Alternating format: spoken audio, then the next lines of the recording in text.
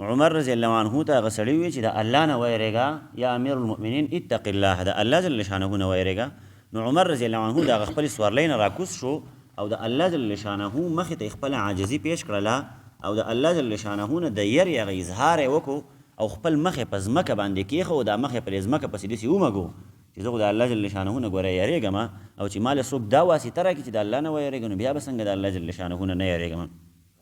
همدغه رنګ هارون الرشید دا یو لوی بادشاه تېر شوی دی، تاسو به د متعلق اورېدلي خبرې اترې. یو یهودي سړی و او دا یهودي د ده څه ضرورت و څه کار و د امیر المؤمنین سره د هارون الرشید سره. دی په مخه راتلو او د هغه په دربار کې و پیش کېدو خو څه موقع ورته نه میلاوېده چې یاره د هارون الرشید سره د ملاقات وشي. تقریبا یو کال دی راغی او ده ته موقع میلاوه نه شوه چې دی د بادشاه سره میلاو شي او دې نوکرانو ته او دې خلکو ته به یې دا منتونه کول چې ما د بادشاه صاحب سره میلاو کوي، زما ورسره ضروري کار دی، خو بهرحال څه موقع میلاوه نه شوله. نو دی هم ډېر زیات تنګ شو دغه یهودي چې هلکه دا لا څنګه چل دی او دا لا څنګه امیر المؤمنین دی او دا څنګه د مسلمانانو بادشاه دی دا څنګه د مسلمانانو مشر دی او دا څنګه د مسلمانانو حاکم دی، دی خو زما معمولي کار نشي کولی، زه د خپل ضرورت دپاره راځم او دی زما ضرورت نشي پوره کولی. یو ورځ داسې کار وشو چې دغه هارون الرشید بادشاه دی د خپل محل نه راووتلو او په خپله سورلۍ باندې ناست او دغه یهودي سړی چې کوم نو دی ورته په لاره کې ولاړو په دروازه کې. نو چې بادشاه څنګه راووتو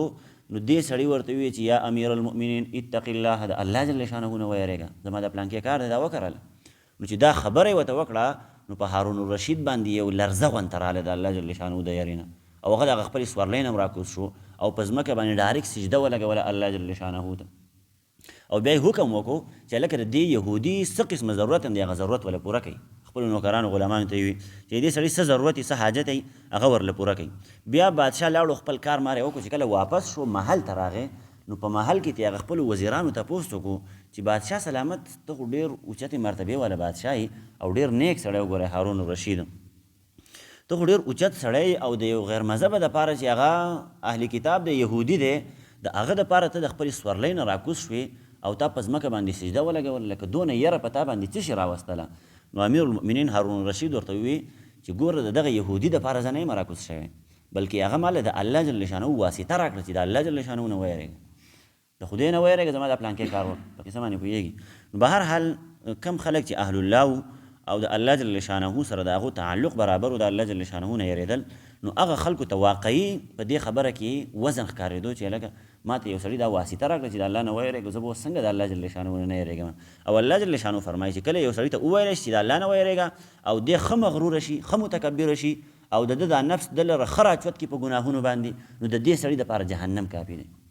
یعنې تا ته یو سړي دا واسطه هم درکړه چې د الله جل شانه نه ویرېږه، دا پلانکې ظلم مه کوه او ته د هغې باوجود رالګې ظلم کې په سړي باندې، د هغې باوجود رالګې خلکو سره زیاتي کې په خلکو باندې ظلم کې، نو مطلب دا دی چې ته د الله جل شانه نه ونه یېرېدې نو الله جل شانه فرمایل د داسې قسمه خلکو دپاره جهنم کافي دی او دا جهنم ډېر خطرناک ځای دی. د دغې وجې نه وایي فحسبه جهنم، د دوی دپاره جهنم کافي دی ولبئس المهاد او دا جهنم ډېر زیات خطرناک ځای دی د ورتلو.